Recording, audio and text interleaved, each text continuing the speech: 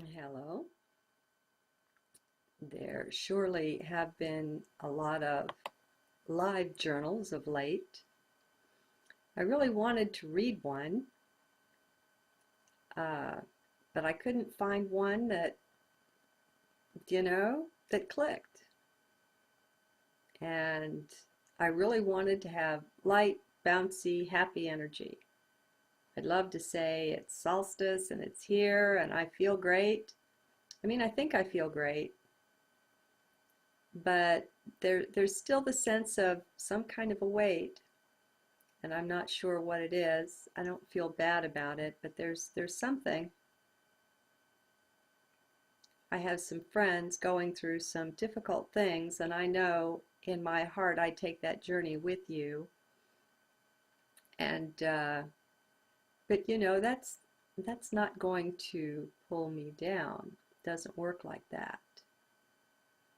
The beauty about being in heart and about serving from there that I found is that it's almost as if the more you give, the more energy you have. It doesn't drain in any way, and that's wonderful. You can get a pleasant tiredness, but it's not like the energy drain when you're trying to do a healing and you feel that your own energies have been tapped. It's not like that because I'm really not running on my own energies here. I mean, not the energies of the body. We tap into something else, something higher, and something, well, I don't want to say holier. Every atom is holy. If only we knew, if only we could see, if only we had that vision. Everything is holy. You know, the dog poop on the lawn is holy too. Everything is holy. It's a matter of perspective and vision. And to the extent that we can see, that we're willing to see, I think will be shown. This is a big thing. We've been coming this solstice, and this being not just solstice or just the lunar eclipse, but lining up with the center of the galaxy the way we are, only 2 degrees off. Photon belt, whatever they call it, we're in that energy, and we've been coming more and more into it for a number of years now. But I'm going to say in the last 2 or 3 years especially, it's been very intense. And so, we talk about the no mind and the place of emptiness and silence. We talk about going into heart and stepping out of the mind, because heart is more than able to, I don't know that I want to say process things, but I guess that's what I mean. But when you give it to heart, it's different. Process almost has like a linear sound to it. And heart's just different somehow. It's almost as if it works with your energies in your consciousness, because your consciousness isn't just, for instance, this Teresa Ann body that I wear and the mind that goes with it. There's nothing sacred about the brain, in the sense that you get a new one, you have a new one in every body. And by sacred, I mean as far as being your real identity. It's not there. It's not that. There's nothing in the head, there's nothing in the body that's really you. That's your core or your essence or anything. You just work through that. So, who and what is the you doing the working through? There's the question. And so, to put something in heart, heart has access to the fullness of you. In heart, there is access to all of your embodiments, all of your incarnations that are going on right now, by the way, time being simultaneous. And or maybe you don't, but getting rid of the idea of time as a limit is really wonderful, and it's also useful, because you begin to realize things like um, your present is being influenced by the future just as much as it is the past. And in my recent journal on do we need to know the future, there's the taste of that there, about how the future really is right here in the present with us. If we would just stay in the now, it's right there, it's complete, it's whole, it's spherical or something. So when I don't know what to do with something, when I get a message, let's say, that's really simple, I answer comments and messages right away as heart gives it to me. The answer will just come to me, and I'll do that. And the ones where that answer doesn't come, I put them in heart and I just drop them there. And the intent is that the answer will arise when it arises, and I'll know when that is. And sometimes it's 2 or 3 days or something, and I'm not going back in there and seeing, is it soup yet? I'm not peeking and looking and checking it out. I'm not thinking about it at all. I will often, even generally, forget about it. And it just comes up when it comes up, and then I answer it. But the thing is, heart isn't, it's not like it's doing the linear processing that mind would be doing. We all know how mind works. We're used to living in it. Not quite 24/7, but just might as well be, huh? And so we know how that kind of processing works. But in heart, it not only has access to all of our incarnations, it has access to the subconscious, to the unconscious, to the superconscious, to the higher self, all of that, and to source. And so the work that heart does, and I haven't looked at this before, but it seems to me that the work that heart does is to integrate and work with all of that, and to kind of readjust things and pull in a little of this and a little of that, and do what's necessary to bring forth the highest and the best that can come forth, and bring it to the surface, in this case, in the consciousness of Teresa Ann. But who knows what's been pulled in or called on in order to do that. And who knows what adjustments have had to be made in the meanwhile. And so I'll be going through things, and I'll come upon other things, and I won't realize that all of this is a part of what heart is doing to bring me to where I need to be in order to answer that thing that that message or that question that I put in heart. And so heart processing is entirely different, just like everything else in heart is quite different. And I was just sitting here wishing I could be, as I said, lighthearted for you.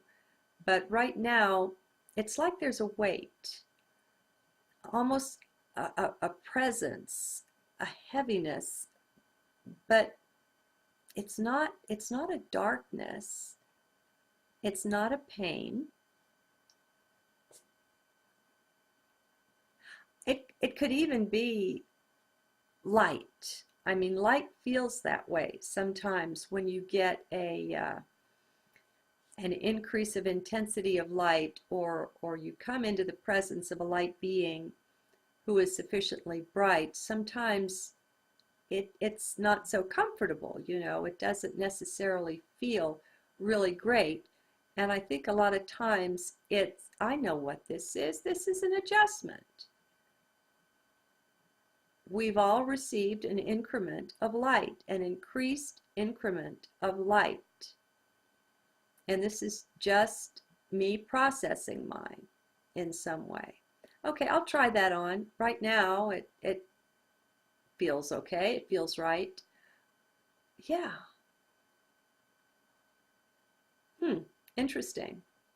Well, that being the case, then, such things don't take forever to work through as long as we're cooperative, and we don't go running away or taking things personally.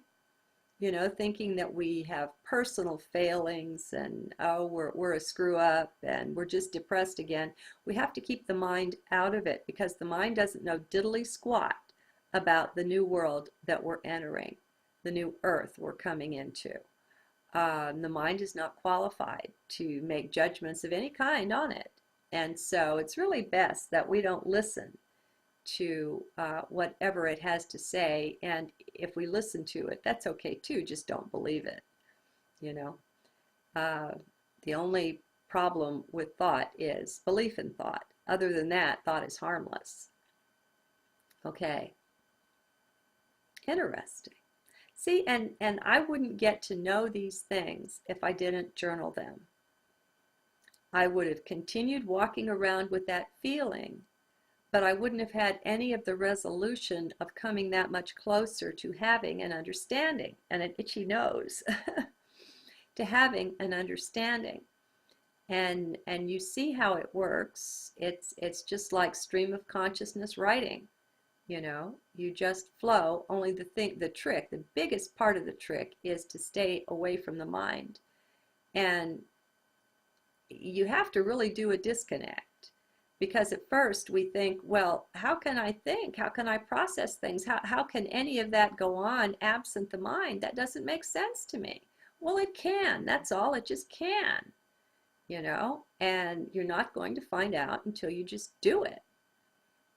And at first you probably won't know too well, am I in heart or am I in mind? But the big thing is don't let mind get in there doing all this evaluation of it. It's pointless and it just distracts you from the now, the beauty of the now. Galactic energy. I think that's what we're feeling here, folks. The eclipsing of the full moon enabled a more than ordinary flow of light. There is programming coming to us from the moon. Thank you very much, moon. You can take a hike anytime. Have you watched They Live yet? It's very good. You know, if you really want to understand what I'm saying about the moon, They Live is very good. And you'll know what the analogy for the moon is when you watch it. Just search for it on YouTube. And I'll put it, you know, I put a link in the last journal where I mentioned it. There's a link right in the transcript. You guys, if you're not sure what I've said, now this is a live journal. This is different. But for the journals where I'm reading a journal, you can go see it word for word on Scribe. Just click over if you want to know, you know, what word I'm using or how something is spelled. It's usually there. I do a good little bit of ad-libbing these days. I used to just read them, but now, you know, I insert sentences in all the time. You'll catch me sometimes because I'll ad-lib a sentence and then in the next paragraph there, you know, that thought will be there, and so, you know, it gets a little awkward, but I'm just much more in the flow of them. It was a really exciting surprise when I was journaling one day to have something click, something kind of important for me clicked, and that was that it used to be that when I was journaling and morning prayers and devotions and all that, this was a most sacred time. It was 2, 3, 4 hours sometimes of the day, and honestly sometimes it would just, you know, go on. And it would be 6 or 8 hours before that whole cycle would spend itself. But we all go through cycles. There are days when there's none of that, just none. But anyway, the important thing that came together for me was when I was journaling and how I never used to touch anything except to correct a spelling in a journal. It was just sacred the way it was. And then it got to where I would put edits in brackets. And you have to go to the transcripts to see this, you know, and you'll see what the original journal was. And then if you see something in the square brackets, that is when I was working with it later, I added that. And it was some time before I got to where I would do that, because that was my sacred flow and so on. But then it felt right, and so I did it. And you see me now, I freely ad lib all of the time. Um, Wherever I am in the journal, I'll be inserting stuff in the live video that isn't there in what's written. And what came to me was that my daily consciousness has become that journal consciousness. It's become the sacred consciousness, and it's with me most all the while. And boy, is that ever a gift, you know? And we're being accelerated, all of us, into the ability to do this and to go there by these sacred energies that surround us, and this contact with the energies from the center of the galaxy. We have new radiation that's emanating from there that science is very well aware of. They don't know what it is, or it was never there before. There's no understanding of it, but there's the measurement of it. There's actual new radiation. And, we can personalize it onto some kind of a God that's made a decision. Okay, I'm going to lift the earth up, and, I'm not going to go there. I don't know. I believe that science and religion can be the two pillars in the temple, and they can work side by side, but not religion as it is today. It isn't right. Uh, Look to the native peoples around the planet, wherever you find them, and you will find the sacredness of, let's call it spirituality. I don't think they label their stuff as religion. So let's just say science and spirituality can be two co-equal pillars in the temple, so that you can find there's always a reason in science or physics for something that happens, and that there's also the reason that's in spirituality, and one doesn't invalidate the other. They're just different perspectives, perhaps, on the same thing. So that I have every confidence that walking on water and being light beings and doing all the crazy miracles that are just around the corner for all of us, as in precipitating what we want when we want it, pulling the meal from the air, there's no reason not to. My understanding, and it's very strong in my heart, is that this is just a higher physics. That is all. There is still a quote unquote science, if you will. There is an understanding of it. There is a certain sort of mechanics or function to it. I don't like those words. Those are very 3D words. But we're just looking maybe at fifth or sixth dimensional physics there. And we don't even do a very good job with our 3D physics. It's, as they say, science progresses as the old guard die. And that's about the only way that new ideas are given the freedom to be. And then there's the funding, there's all the typical issues, but don't let it get you down too much. When we spend more than 50% of our energy looking into the negative, we don't do ourselves or the world any favors, because it pulls you down. And as you are pulled down, this is a pulling down on everyone. It's good to know, but to put too much of your energy into it is to give your power over to it, and to accord it too much importance and too much power. We are sacred beings. We are magic. We are majestic. And we are coming into our own. And we'll, like typical humans, we will stumble and bumble our way into a lot of this. I mean, look at the way things are learned here in the journaling. How do you put words to that? It's the linear mind can't do much with it except call it stumbling and bumbling. And that's just one perspective, not one I'd highly recommend. Anyway, I've probably chattered on long enough. My heart's love to you. See you again soon. I have some friends going through some difficult things, and I know in my heart I take that journey with you. And but you know, that's not going to pull me down. It doesn't work like that. The beauty about being in heart and about serving from there, that I really wanted to have light, bouncy, happy energy. I'd love to say it's solstice and it's here and I feel great.